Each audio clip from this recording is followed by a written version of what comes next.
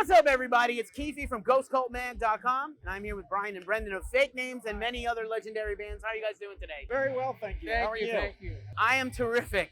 Welcome to Riot Fest. This is my first Riot Fest. Me too. It has been nothing short of amazing. I've played 12 Riot Fests. Welcome. Yes, thank you. Thank you for being here. And so obviously we're here to talk about fake names. Not every supergroup is super, as I am fond of saying, but this one truly is. I have been lucky enough to see you guys once before. And again, just thanks for being here and not only showing people hardcore and punk history, but also like making brand new music that is absolutely current and killer. That's key. Thanks very much. Thank you. It's been very great, much. man. Thank you. Thank you. Thank And you. good night. Thanks.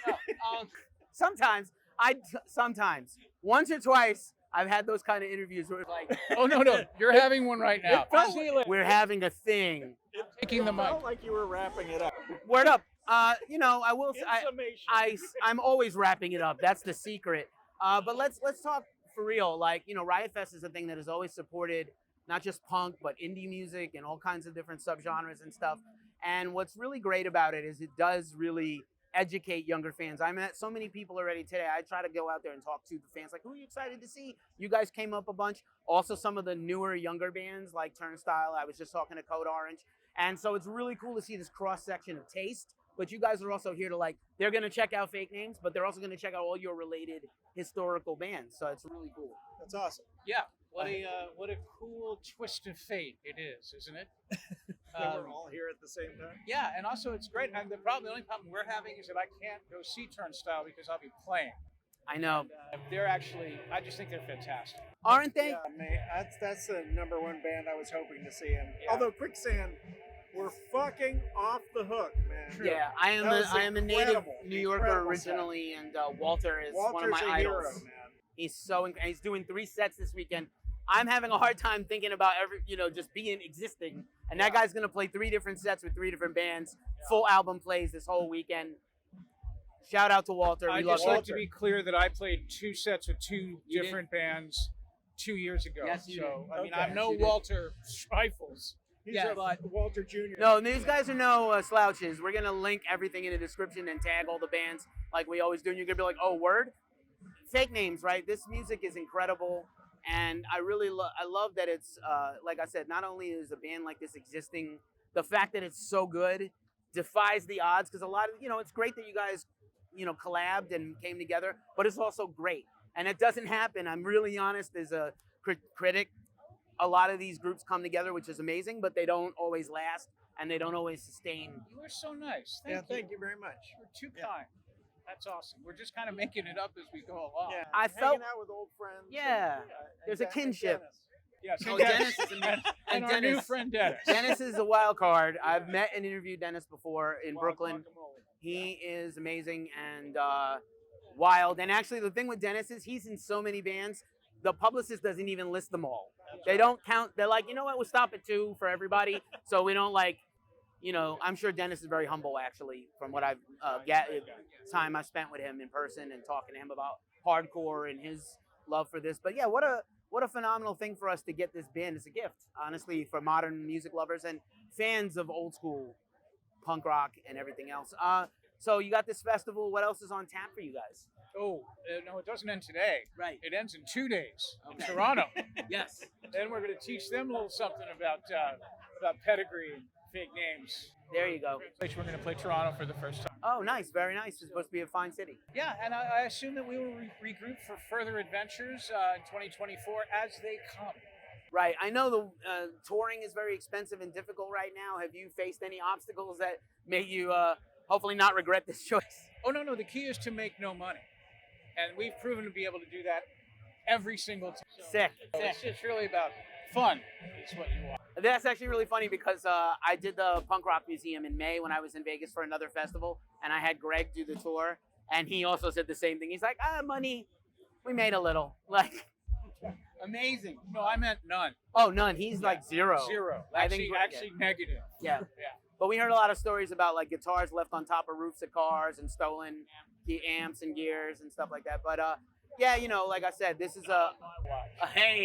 this is a real a tough time. So like whatever music we have, please appreciate it. Please go buy music. Please go buy records. Go to support your local record shops and everything else.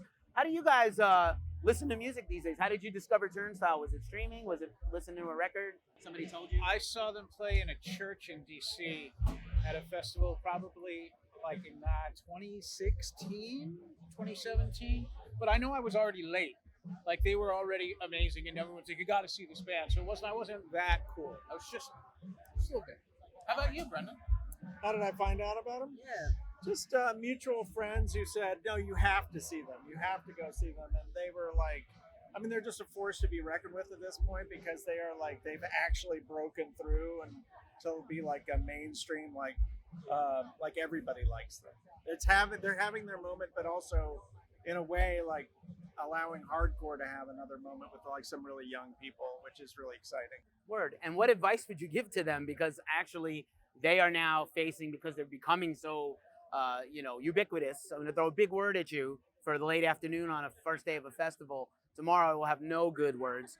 But, I think popular bands get a clap back. There's a cultural thing right now where if you're starting to get too popular, people start hating on you. You know what that's the like. tall poppy syndrome, where a poppy gets high and they lop it off. But I don't think they have anything to worry about. They seem like they're pretty together. I mean, in their headspace. From the interviews I've read with them and things like that, they seem like they're together. Weird. I wouldn't worry about it. I think just relax and slow down. Like it doesn't have to be done tomorrow. It doesn't matter.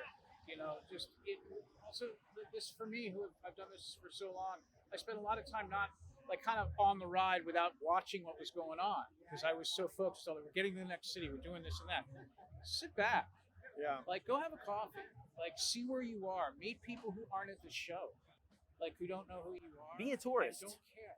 I've been told be a tourist when you're on tour is a thing because you miss the city a lot when you have the gig and the press and everything.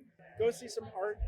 Yeah. Go see. We're in Chicago. Some of the best art museums in the world are here. There's a Caravaggio exhibit at the Museum of Art down the block from my hotel. I'm going to try to get to. Exhibit, ubiquitous. I mean, really, you want to join Bad Religion?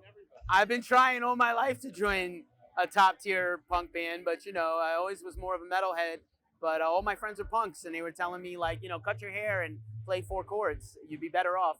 They might have been right. They were wrong. There's 3. There it is. As I'm getting older and I'm doing this is like my umpteenth festival in my life, I need all kinds of powders and creams and pills to be able to manage this. What is your indispensable thing you need to do this tour, to do this festival, to survive the tour? So many questions. I know. I have a lot of questions for you. You can ask all the questions. Now back to the creams and powders that you seem to be fueled by.